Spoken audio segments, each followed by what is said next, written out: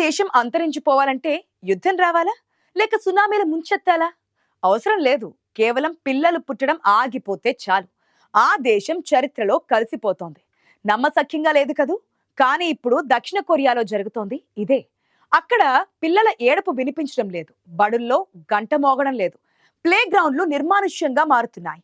రాబోయే కొన్నేళ్లలో ఈ దేశం జనాభా సగానికి పడిపోబోతోంది. ప్రభుత్వం ఎన్ని లక్షలు ఇస్తామన్నా యువత పెళ్లికి పిల్లలకి నో చెప్తున్నారు. అసలు ఒక దేశం తమ ఉనికినే కోల్పోయే పరిస్థితి ఎందుకొచ్చింది?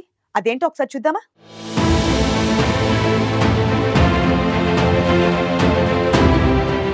దక్షిణ కొరియా అనగానే మనకు ఎల్జీ కంపెనీ గుర్తుకొస్తుంది, హ్యుందై కారు గుర్తుకొస్తుంది. సాంకేతికంగా ఎంతో అభివృద్ధి చెందిన దేశాన్ని ఓ గడ్డు సమస్య పట్టి పీడిస్తోంది. దేశం ఎంత సుభిక్షంగా ఉన్నా అక్కడ మానవ వనరులు మాత్రం అడుగంటిపోతున్నాయి. గత కొన్ని సంవత్సరాలుగా అక్కడ జననాల రేటు దారుణంగా పడిపోయింది. ఒక్క మహిళ సగటున ఒక్క బిడ్డ కూడా కనడం లేదు. ఇది ప్రపంచంలోని అత్యల్ప రికార్డు. దీని ప్రభావం ఎలా ఉందంటే అక్కడ ఏటా వందల సంఖ్యలో ప్రాథమిక పాఠశాలలు మూతపడుతున్నాయి. పిల్లలు లేక క్లాస్ రూమ్స్ ఖాళీగా దర్శనమిస్తున్నాయి.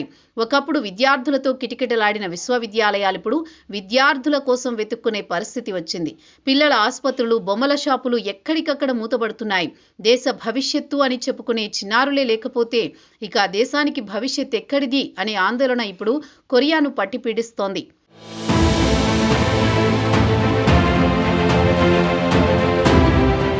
అసలు యువత ఎందుకు ఇలాంటి నిర్ణయం తీసుకుంటోంది? దీనికి ప్రధాన కారణం అక్కడున్న విపరీతమైన పని ఒత్తిడి మరియు ఖరీదైన జీవన శైలి. పిల్లలను పెంచడం అనేది కొరియాలో ఇప్పుడు అత్యంత ఖరీదైన వ్యవహారంగా మారింది. చదువుల కోసం, ట్యూషన్ల కోసం లక్షల రూపాయలు ఖర్చు చేయాల్సి వస్తోంది. దానికి తోడు ఉద్యోగాల్లో ఉండే పోటీ కూడా ఓ కారణంగా చెబుతున్నారు. ఉద్యోగంలో ఎక్కువ గంటలు పనిచేయాల్సి రావడం వల్ల కుటుంబానికి సమయం కేటాయించడం కష్టంగా మారింది. ముఖ్యంగా మహిళలు పిల్లలు పుడితే తమ కెరీర్ ఆగిపోతుందని భయపడుతున్నారు. పిల్లల పెంపకం బాధ్యత అంతా తల్లుల మీదే పడుతుండటంతో వారు పెళ్లికి పిల్లలకు దూరంగా ఉండడమే బెటర్ అని భావిస్తున్నారు. నా జీవితం నాది, పిల్లల కోసం నా స్వేచ్ఛనెందుకు వదులుకోవాలి అనే ఆలోచన యువతలో బలంగా నాటుకుపోయింది. దాంతో వారు పెళ్లికి పిల్లలకు నో చెబుతున్నారు.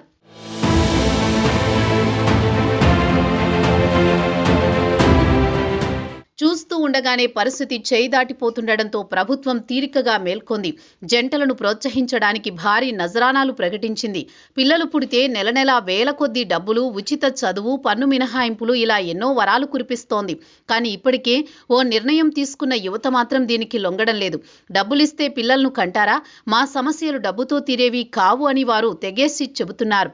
ఇళ్ల ధరలు ఆకాశాన్ని తాకడం, భవిష్యత్తు మీద భరోసా లేకపోవడం వారిని ఈ నిర్ణయం వైపు నడిపిస్తోంది.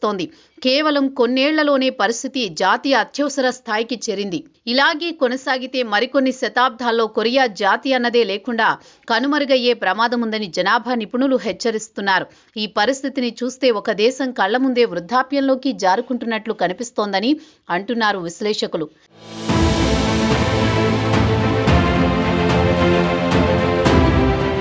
ఇక్కడ మరో విచిత్రమైన పరిస్థితి ఉంది. దక్షిణ కొరియా యువతలో నో మ్యారేజ్ ఉద్యమం నడుస్తోంది. జంటగా ఉండి కష్టాలను ఎదుర్కోవడం కన్నా ఒంటరిగా ఉండడమే ఆనందం అనే భావన పెరిగిపోయింది. దీనివల్ల సమాజంలో వృద్ధుల సంఖ్య గణనీయంగా పెరిగిపోతోంది.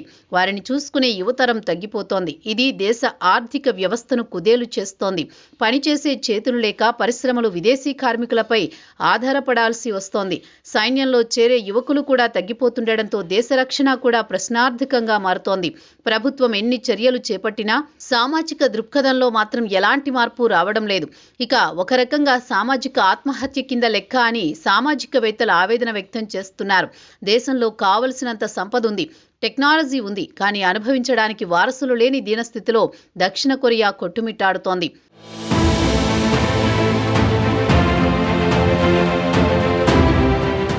అయితే ఇది కేవలం దక్షిణ కొరియా సమస్య మాత్రమే కాదు, ప్రపంచం మొత్తానికి ఒక హెచ్చరిక అని చెప్పుకోవచ్చు. ఎందుకంటే జపాన్, చైనా వంటి దేశాలు కూడా ఇదే దారిలో ఉన్నాయి. మానవ సంబంధాల కంటే డబ్బు, కెరియర్ ముఖ్యం అనుకున్నప్పుడు సమాజం ఎటువైపు వెళుతుందో చెప్పడానికి ఇదొక ఉదాహరణ. రేపటి తరం అన్నదే లేకపోతే మనం సాధించే అభివృద్ధి ఎవరికోసం? ఈ ప్రశ్న ప్రతి ఒక్కరూ వేసుకోవాలి. కొరియా వీధులు పిల్లల అరుపులు లేక మూగబోయాయి. పార్కులు బోసిపోయాయి. ఒక దేశ నిశ్శబ్దంగా మరణిస్తోంది. దీని వెనుక ఉన్న సామాజిక ఆర్థిక కారణాల విషయంలో సీరియస్ డిస్కషన్ జరుగుతోంది. ఈ సంక్షోభం నుంచి కొరియా బయటపడుతుందా లేక చరిత్ర పుటల్లో ఒక జ్ఞాపకంగా మిగిలిపోతుందా? మనిషి మనుగడకే సవాలు విసురుతున్న ఈ పరిణామం రాబోయే కాలంలో ఇంకా ఎన్ని దేశాలను కాటేస్తుందో చూడాలి.